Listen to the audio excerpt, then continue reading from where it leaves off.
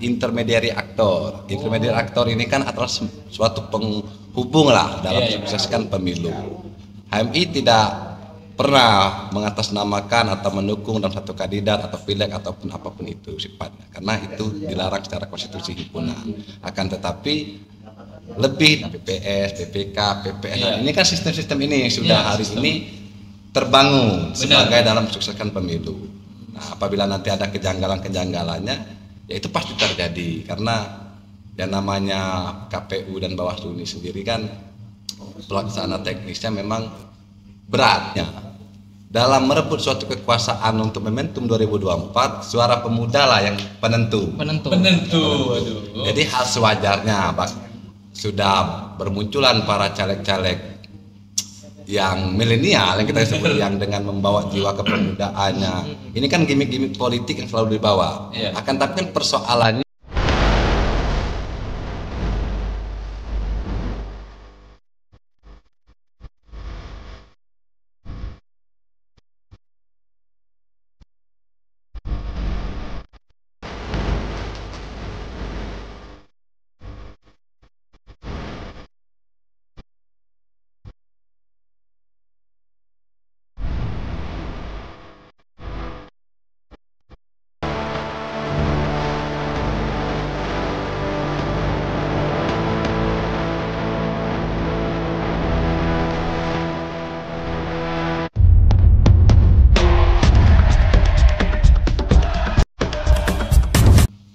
Oke, assalamualaikum warahmatullahi wabarakatuh. Waalaikumsalam warahmatullahi wabarakatuh.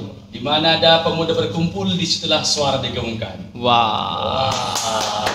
Selamat datang di Gusur Gudang Suara. Kali ini bareng lagi sama Ijra dan Saya Ibnu Hambali yang sampai saat ini belum sarjana. belum sarjana Pak ya? Sudah kompre ya Pak. Oh, sudah kompre. Ya kalau dipresentasikan kita tinggal satu langkah lagi Satu langkah lagi. menuju wisuda. Menuju di- Jangan deh olah. Berarti hari ini baru selesai kompre ini ya? Alhamdulillah selesai kompre menuju ke pengajuan judul. Oh, pengajuan judul. Tapi kemarin kabarnya kampus kalian ada ini ya? Ada. Ada ya? Tapi lebih ke polisi. Oh, ada aparat yang ini. Lebih ke aparat yang mengamankan. lebih bukan dia aparat. Sudah itu aja Nggak usah diperjelas nggak usah diperjelas. Aduh. Jadi hari ini Ya. kita bakal kedatangan narasumber dari organisasi kepemudaan, organisasi mahasiswa Jadi kemarin itu kita GMNI udah nih, Udah. sama itu udah. Udah. Terus PMI bakal kita undang lagi nih Iya, ya. kita undang lagi. Dan kemudian hari ini kita kedatangan narasumber dari Hitam Hijau. Hitam hijau, waduh. Apa hitam hijau? Dari HMI. Oh, ya, cabang Kota Lubulingga. Jadi kita bakal ngobrol-ngobrol juga nih, mengkuliti apa sih yang menjadi janggal dari HMI Bener. terkait demokrasi ini Karena kan ini salah satu organisasi tertua juga tuh. Ya, Kan? sama seumuran dengan si Rizky nggak? Iya benar. Kepala 3. Kepala 3 ya? Kepala 3. Ya daripada kita ngobrol nggak jelas nih Benar sekali. bolehlah langsung dipanggilkan aja. Oke, inilah dia, kita sambut bersama-sama ketua kita Kak Ganda Arman selaku ketua cabang Himpunan Mahasiswa Islam Kota Lubulingga. Ayo penonton, ayo terus. Wah, itu. Oleh selamat datang di Gusur. Selamat datang. Bisa lewat sini dulu. Agak muter-muter ini, emang settingan gitu nih harus muter-muter. Iya. Settingan muter-muter. Muter-muter kayak omongannya. Iya. Oke, selamat datang nih di Gusur Gudang Suara. Iya. Gudang Suara ini sekali lagi kami minta maaf juga nih kalau misalkan tempatnya belum terlalu layak disebut sebagai studio. Bener. Karena masih banyak harus yang digarap juga. Bener. Kan? Cuma merintis segala macam. Kita kan perintis bukan pewaris. Wah, mungkin segitu. Dan ini kabar gimana nih Aman alhamdulillah sehat. Sehat. Dengar-dengar baru balik dari Jakarta ini ya? Ya, Baru dari Jakarta. baru 2 hari lah sampainya. Oh, baru 2 hari. Masih hangat-hangat. Dari besar. Ketum HMI ini Iya? kalau dengan aku sering ketemu. Waduh. Sering ngobrol juga segala macam dengan ketum HMI. Tapi sebelum kita ngobrol-ngobrol mungkin penonton juga banyak yang belum tahu. Ya. Ya Ganu coba diperkenalkan dulu. Coba diperkenalkan. Ini adalah Ketua Cabang Himpunan Mahasiswa Islam Indonesia di Kota Lubuk Linggau. Beliau selaku salah satu tokoh muda yang mampu mengkoordinir mahasiswa-mahasiswa khususnya di HMI bagaimana mengawasi kebijakan pemerintah khususnya di Kota Lubuk Linggau. Nama siapa nih? Namanya Kakanda Arman. Oh kalau di HMI Kakanda. Ya, Kakanda. Kakanda. HMI-nya. Kalau perempuan Kohati, Kohati. Yunda. Yunda. Kalau adik-adik junior itu Dinda. Kalau senior Kakanda, Yunda, Adinda. Dinda jangan marah-marah. Record Nanti copyright nanti Iya, copyright. bahaya ini. Jadi Ketum Arman ini kuliahnya di mana kemarin itu? Kalau kuliahnya kita mengambil prodi di kampus salah satu di Lubuk Linggau juga, Universitas Musirawas. Oh, di Unmura itu. Unmura kalau orang nyebutnya kan. Di Unmura. Berarti dari Unmura sudah jadi ketua cabang dulu itu. Ya, alhamdulillah dimandatariskan di tahun 2021. 2022. 2022. Berarti baru tahun kemarin itu. Baru tahun kemarin. Berarti habisnya nih di 2023. 2033 ini Ya. itu, Bu. Oh, boleh. Berarti lagi masa-masa sama seperti Indonesia tuh ya. Apa tuh? Masa-masa Transisi. Sudah mendekati masa transisi Sudah lagi. mendekati masa transisi. Ini kesehariannya apa aja nih, Tum? Kalau kesehariannya sih sama kayak teman-teman lain juga sih, masih aktif dalam perguruan tinggi juga. Sama lagi ya tugas-tugas di organisasi lah. Karena kita dimandatariskan sebagai ketua umum, tentunya roda organisasi harus kita jalankan pas sebelum kita mencapai titik kedemisioner. benar. Jadi memang musim-musim politik ini juga kita harus mewanti-wanti nih ya, Untuk mengawasi gitu. Nah, untuk persiapan sendiri nih Tum. Ini kita mengenai Ketum, Kakanda. Kakanda, bagaimana nih dari persiapan HMI sendiri ketika menyambut pesta demokrasi yang sudah semakin dekat ini?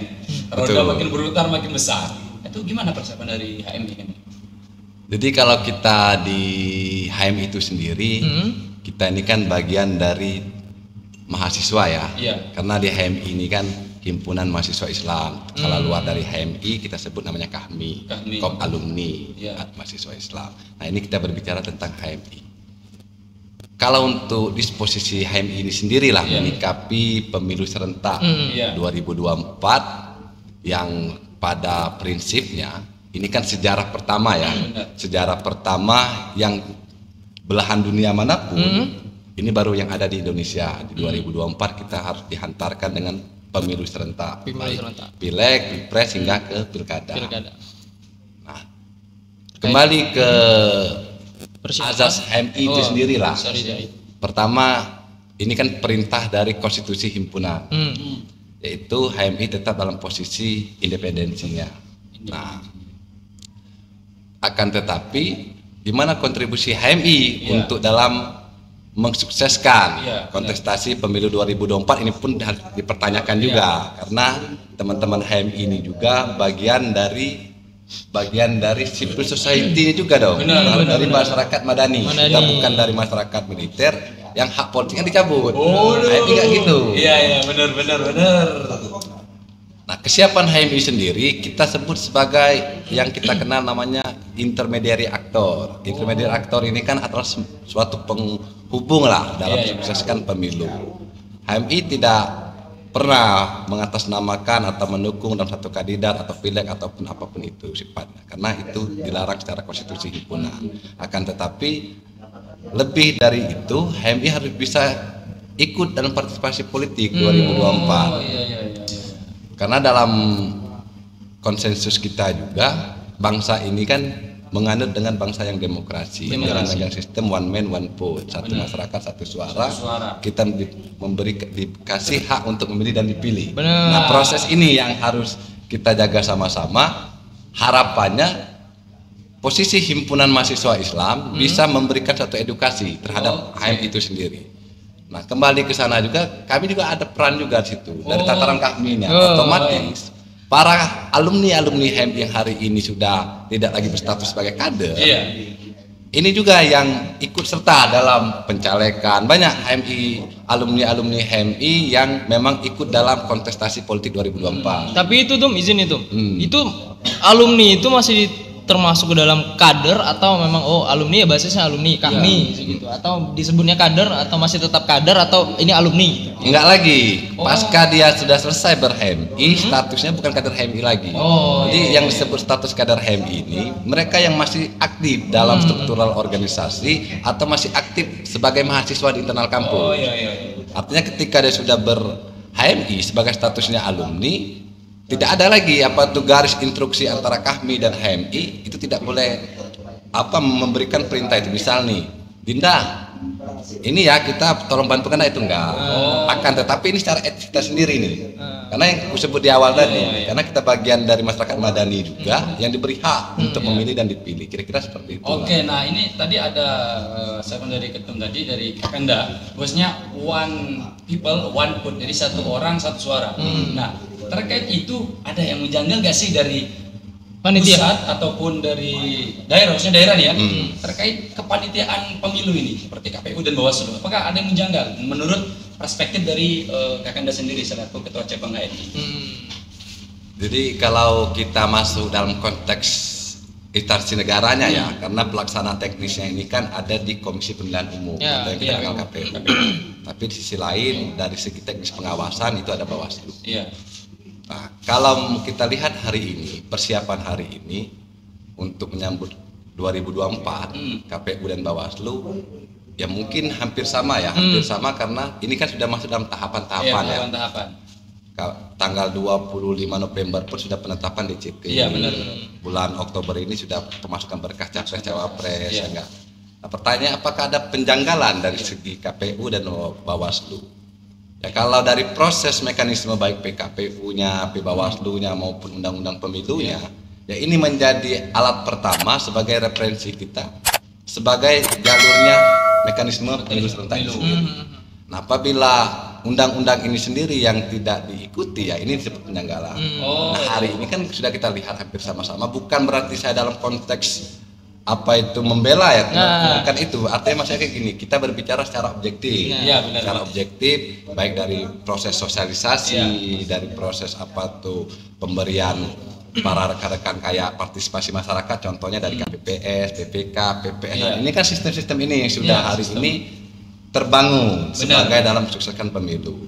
Nah, apabila nanti ada kejanggalan-kejanggalannya, ya itu pasti terjadi karena yang namanya KPU dan Bawaslu ini sendiri kan pelaksana teknisnya memang beratnya di mana para figur-figur pejabat atau figur-figur kita ini semuanya pengen berkuasa. Karena ada yang di belakang tuh. Bener. Kan ini Pak, politik ini kan candu. Artinya kan kalau berbicara tentang kekuasaan, ya maaf aja manusia mana yang nggak mau kan? Benar sekali. Candu. Terus itu nggak kuat, kayak Dilan. Kamu nggak akan kuat. Biar aku saja. Biar KPU Bawaslu aja. Iya. Jadi bermacam-macam cara figur atau oknum yang kita sering sebut ya dalam merebutkan suatu kekuasaan ini apapun itu. Makanya tidak untuk kemungkinan konflik dinamika sosial di kalangan masyarakat ini bakal terjadi. Benar. Nah, ini yang menjadi PR untuk bangsa ini sendiri kan. Nah, tapi terkait nih, kita itu kan sudah menggebor-geborkan tentang demokrasi yang hari ini milenial yang pegang gitu. Bonus demografi gitu kan. Nah, gimana nih pendapat Ketum Arman terhadap kalau misalkan ada mengkategorikan ini sudah saatnya caleg milenial yang turun ke lapangan gitu. Bagaimana pendapat Ketum terhadap caleg milenial ini tadi? Nah, tentang caleg milenial ya. Jadi kalau kita kembali ke untuk persiapan 24 pemilu 2024, suka tidak suka mau tidak mau memang ini sudah diakui. Hampir data KPU pusat mengeluarkan 56,45%. Hari ini ada dari kalangan milenial sama generasi Z. Kita sebut Gen Z kan. Yang di angka kelahirannya itu sendiri dari 1981 sampai ke 2012. Nah, ini yang dua kategori ini. Artinya dalam merebut suatu kekuasaan untuk momentum 2024, suara pemuda lah yang penentu. Aduh. Jadi hal sewajarnya sudah bermunculan para caleg-caleg yang milenial yang kita sebut yang dengan membawa jiwa kepemudaannya. Ini kan gimmick-gimmick politik yang selalu dibawa. Akan tapi kan persoalannya solusinya belum temu nih. Hampir kita perhatikan hari ini caleg-caleg yang mohon maaf ya sebelumnya, caleg-caleg yang mempunyai figur dalam kategori milenial ini masih membawa gimmick-gimmick politik aja nih, tapi tidak ada semacam gagasannya tentang apa sih arah pemudanya ke depan. Nah, kira-kira seperti itu. Berarti memang perlu adu gagasan dulu nih. Iya, betul. Wadah kita di sini. Iya. Digusur. Jadi mungkin HMI juga sudah ada program untuk ayo nih teman-teman dari yang bakal calon legislatif untuk yuk ngobrol bareng-bareng, itu sudah ada belum tuh? Itu rutin sebenarnya kami laksanakan. Jadi di HMI ini kan terkhususnya HMI ya, dan ini juga salah satu pendidikan politik yang kita kenal. Pada prinsipnya dalam mencerdaskan mindset berpikir masyarakat ya, dalam mindset berpikir masyarakat itu satu cuman persoalannya Pak. Penguatan literasi digital, penguatan literasi dan pemikiran kita itu sendiri. Benar. Ngapa harus seperti itu? Ya enggak? Karena dengan mindset kita berpikir yang sehat hari ini, itulah yang bisa merangsang siapa sih orang-orang yang memang kita layak untuk kita pilih dengan metodenya, gagasannya. Berarti butuh nih edukasi kepada Gen Z juga nih. Kita udah ngobrol tentang Gen Z nih tadi itu. Apa nih metode yang bakal HMI berikan untuk mengedukasi Gen Z atau mahasiswa yang baru masuk ke dunia kampus, mereka belum mengenal itu politik bagaimana cara metode lah untuk memberikan edukasi. Nanti kita lebih masuk unyu-unyu. Yang masih polos gitu. Masih polos. Yang kalau didekati dengan senior, ayo Dek ikut Kakanda ke sana. Ada. Banyak. Mana tuh metodenya tuh untuk mengedukasi mahasiswa baru nih tuh? Untuk dalam skup Gen Z ya? Iya, Gen Z. Nah, Gen Z ini juga yang tantangan untuk bangsa ini sendiri ya. Karena Gen Z ini kan anak kelahiran di 97 sampai 2012. Termasuk kita hari ini ya. Kita hari ini kan sudah masuk dalam Gen Z, pasca milenial ya, pasca dari milenial. Terkhususnya Gen Z itu sendiri. Kita berpikir kayak gini Pak. Kita dari Gen Z ini kan, khususnya kata teman-teman tadi, seperti apa sih memberikan partisipasi politik terhadap kalangan mahasiswa yang baru-baru masuk, baru-baru nggak tahu politik apa-apa. Bener kok, karena bagi teman-teman Gen Z ini, untungnya mereka memilih itu apa coba kayak gitu. Benar. Banyak tuh yang berpikir kayak gitu kan. Untungnya itu apa? Persoalannya seperti itu. Satu. Poin keduanya, mereka masih akan ketidakpercayaan terhadap politik. Contoh nih, kita dengar pemahaman umum politik ini kejam katanya. Politik ini amburadul segala macam bla bla Tidak ada lawan, tidak ada kawan. Tidak ada lawan, tidak ada kawan. Bicara sama tujuan, kekuasaan segala macam sifatnya. Nah, ini kan yang merangsang dalam teman-teman Gen Z sehingga ya percuma juga kita mau memilih. Tahu juga nanti bakal teknis lapangannya ya orang yang berbicara sistem juga di sini. Nah, tetapi ingin saya berikan penegasan bahwasanya ya kita hadir hari ini sebagai masyarakat madani juga. Nah, penentu suaranya ada di kita loh. Iya benar. Ada di anak muda. 56%. Artinya lebih baik kita salah memilih ketimbang tidak memilih sama sekali. Nah, ini juga yang harus kita perhatikan. Oh iya. Dari mana Mas? Om Swastiastu. Dari mana Mas? Ini berapa nih? Mari Mas. Ya. Lanjut tadi masalah lanjut. Ya. Gak apa-apa ya, lanjut ya. Ini galau. Bentar nih tuh. Ada apa Mas? Datang ke sini kok main nyelonong boy gitu. Dapat bagian Mas. Bagian apa tuh? Dapil 1. Wah. Nah, nanti tenang. Nanti kita bakal ngobrol masalah dapil 1. Lanjut. Jadi lanjut nih tuh. Terkait itu berarti memang sudah ada metode-metode yang harus diberikan kepada mahasiswa juga terkait itu kan? Iya. Jadi kembali ke Gen Z itu sebenarnya penguatan literasi, baik di internal kampus. Sah dong kalau ada pendidikan politik di kampus. Kenapa saya seperti itu? Ya kalau kita ini kan Pak kayak gini. Kalau HMI, GMNI sama PMII, sebenarnya mereka ini nggak perlu diajarkan politik lagi. Iya benar. Karena proses mereka dalam berorganisasi ini sudah bagian dari berpolitik. Persoalannya gimana teman-teman yang non organisasi ini loh?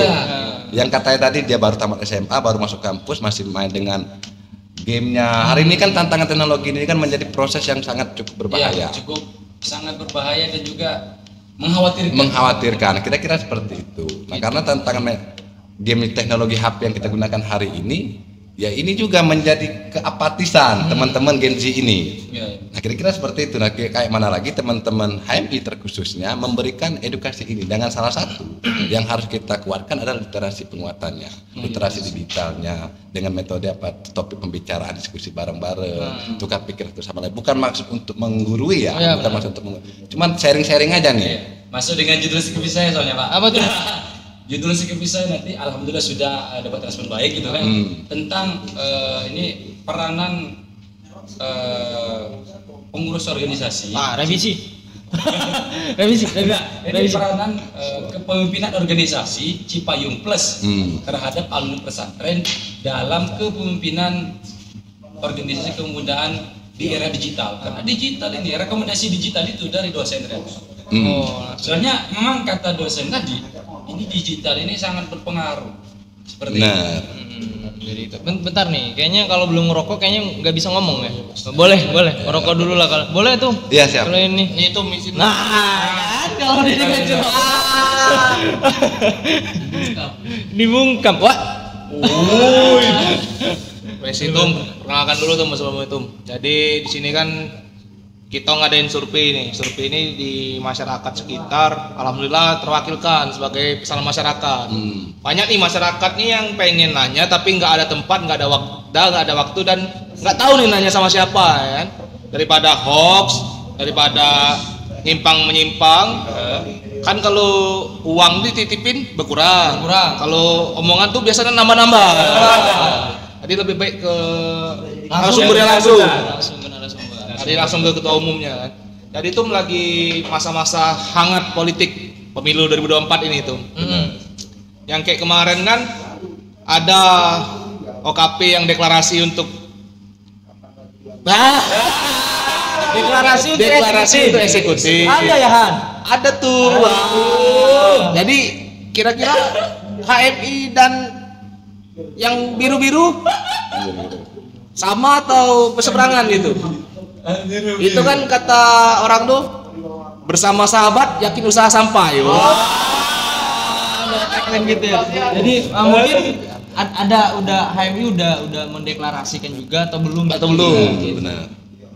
Jadi kayak di awal aku bilang tadi, berbicara tentang organisasi HMI ini bukan suatu penegasan secara personnya individunya pimpinan HMI ya, baik itu dari ketum cabangnya, Barko ataupun ketum PP, tapi ini menjadi perintah konstitusi itu sendiri. Jadi kita di anggaran dasar tadi di pasal 5 itu bahwasanya menyebutkan HMI ini bersifat independen. Nah, artinya terlepas ada kandidat itu alumni HMI ya konteksnya ya, kandidat baik capres, caleg ataupun apapun itu bentuknya, meskipun dia backgroundnya alumni HMI, cuman tetap posisi himpunan mahasiswa Islam selalu memberikan penegasan, selalu memberikan instruksi terhadap kader ke bawahnya, itu dilarang. Karena kesalahan fatal bagi kami di tubuh internal HMI itu sendiri, itu mendeklarasikan salah satu para kandidat itu mengatasnamakan organisasi HMI. Gitu Nur. Ini tuh nyambung nih sama pertanyaan satu lagi tuh.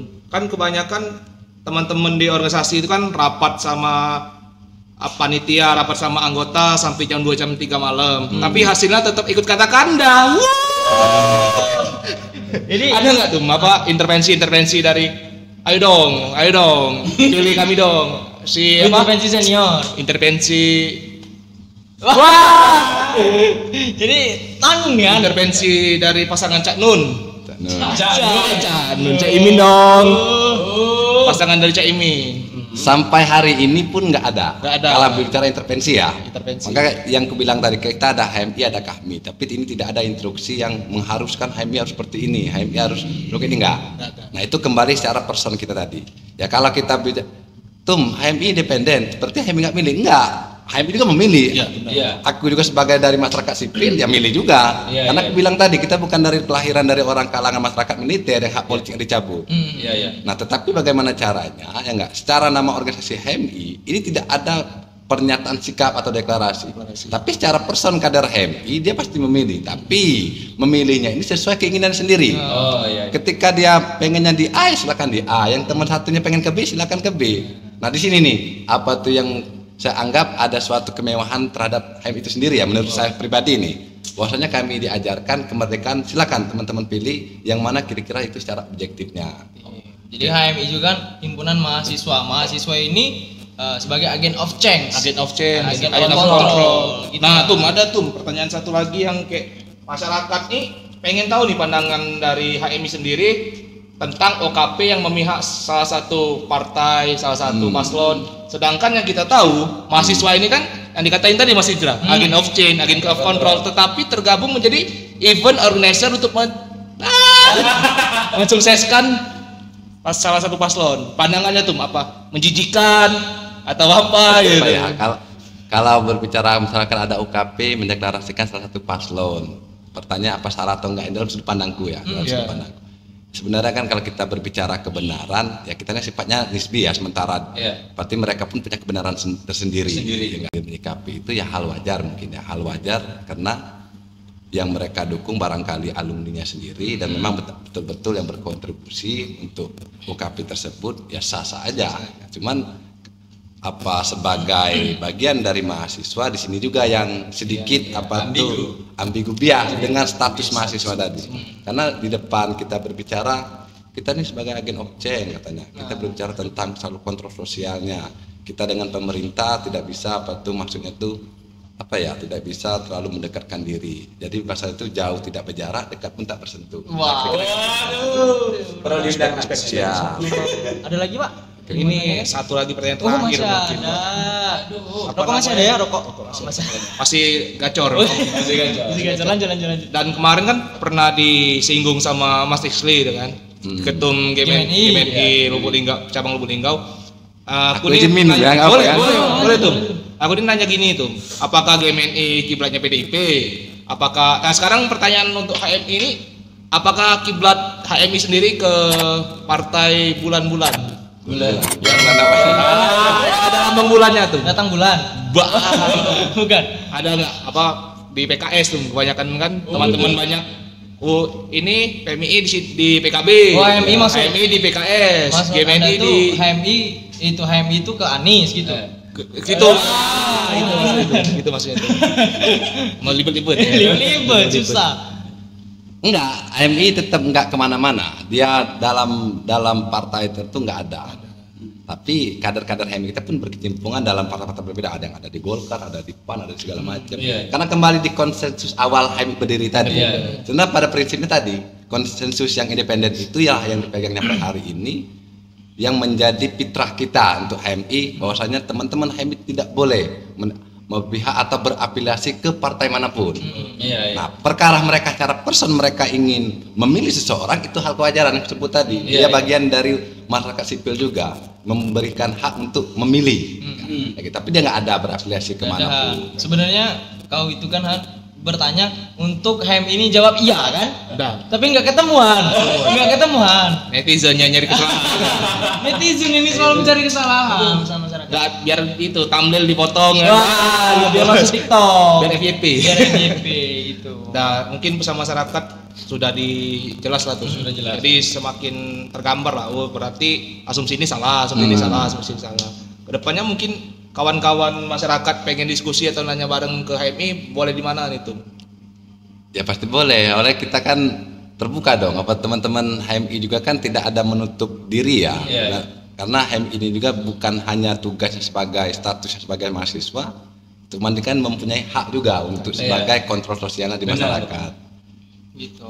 Nah terus ini kan sebenarnya bukan yang baru, bukan hal yang baru tentang money politik ini. Ini banyak. Kemarin itu ada lagi podcast kita ada yang nyodorkan uang. Itu gimana kalau terjadi seperti itu, Kanda? Tentang money politik.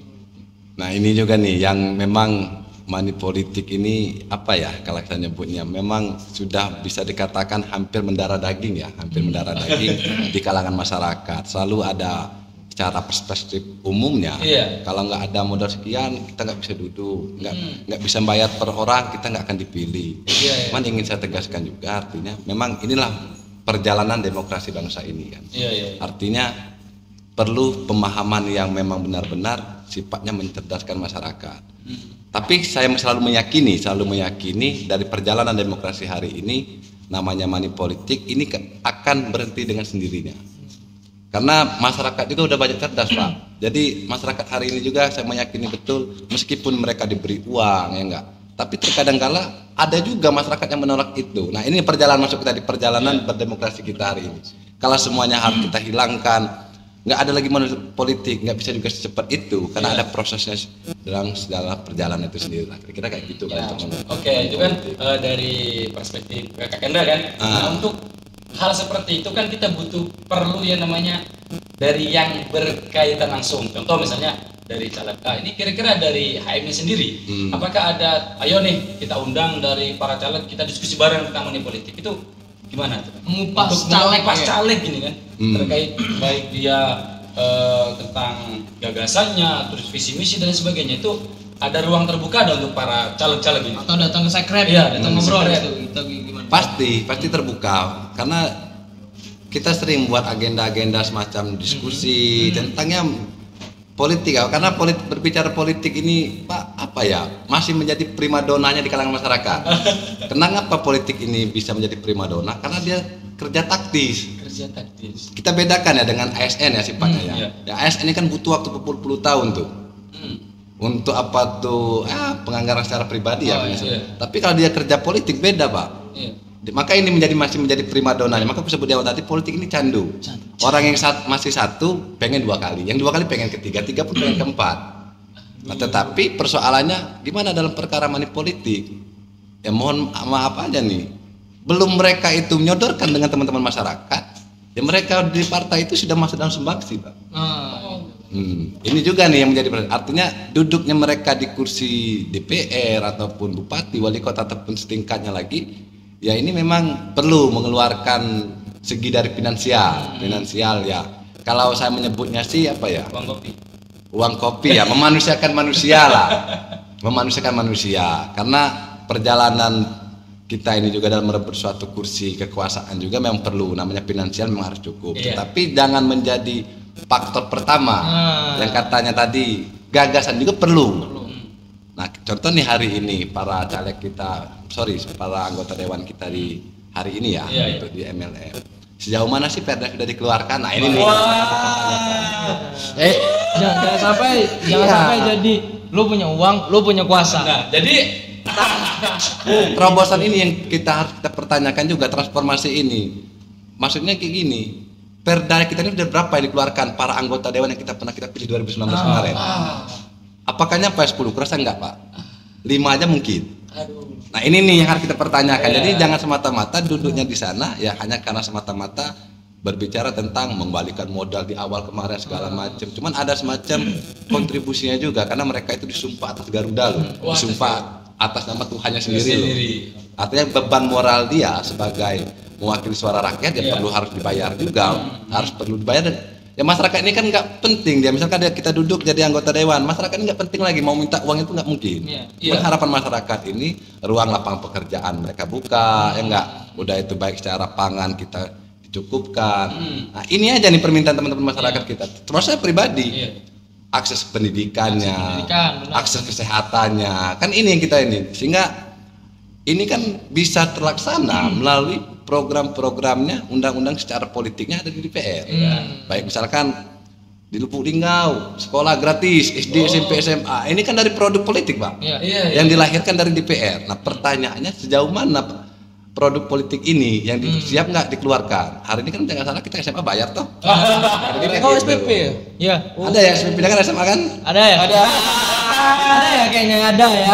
Ada mungkin. Nah tapi gini nih, dari obrolan kita yang udah panjang terkait perihal bagaimana mengedukasi masyarakat, bagaimana kita menanggapi tentang politik segala macam. Harapan di 2024 nanti nih, khususnya untuk kita ini pemilu serentak. Harapannya itu bagaimana nih tuh? Ya ini yang kata orang politik itu. Jadi ada apa? Ahmad Dahlan itu kan pernah di bukunya itu dia berbicara tentang on demokrasi gitu kan. Namanya orang berpolitik harus hidup dengan harapan. Ya meskipun dalam pemahaman umum terkadang kala kita harapan ini dipatahkan dengan kenyataan itu sendiri kan. Tapi bagian dari orang politik dia harus penuh dengan harapan. Nah, artinya katanya harapan ini nggak akan ada kata habisnya untuk kita. Iya, iya. Pasti sama kok, hampir semua dari kita juga berharap pemilu di 2024 bisa berjalan dengan jujur, adil dan amanah. Enggak, pemimpin yang kita pilih memang betul-betul berharap bisa melahirkan suatu representasi dari masyarakat itu sendiri. Maka saya ada satu menjadi acuan, Ibnu Taimiyah pernah menyampaikan kayak gini. Lebih baik kita memilih 60 tahun lah pemerintahan itu zalim. Itu 60 tahun bahkan ya. Itu Ibnu Taimiyah sendiri bicara. Lebih baik kita memilih pemimpin 60 tahun lebih dia zalim ketimbang 1 hari tanpa pemimpin, 1 hari tanpa pemerintah. Ya kita bayangkan aja Pak, seandainya bangsa ini nggak ada pemerintahan sehari aja, kayak mana dalam keadaan negara? Mungkin barangkali Indonesia nggak ada lagi. Nah makanya dia disambung dari kalimat ini, Dahlan bicara karena orang politik itu harus hidup dengan penuh harapan. Sejalannya proses perjalanannya ya meskipun money politik, money laundry, kasus korupsi segala macam terjadi di bangsa ini, memang tetap bangsa ini harus hidup dengan penuh harapan tadi. Kalau bahasanya undang-undang kita ini kan berkat rahmat Allah Subhanahu wa taala. Itu kan perintah undang-undang kita. Nah, kita tunggu nih rahmatnya ini kayak mana. Iya, iya. Kira-kira kayak gitu. Iya, benar-benar. Luar biasa nih Ketum Arman ini kan menggebu-gebu untuk memberikan informasi kepada teman-teman semua. Iya. Apalagi kalau misalkan Han, 1 hari tanpa kepemerintahan, apa yang harus Anda lakukan pertama sekali Han? Ambil Pajero. Wah. Sembarangan ya Han ya. Jadi hak milik kita jadi komunis ya. Wah. Mungkin itu seperti representatif. Iya. Gitu Kan gambaran gambaran jelek. gambaran jelek ketika kita tidak benar Kayak jelek. Jelek. udah kita langsung masuk ke closing statement.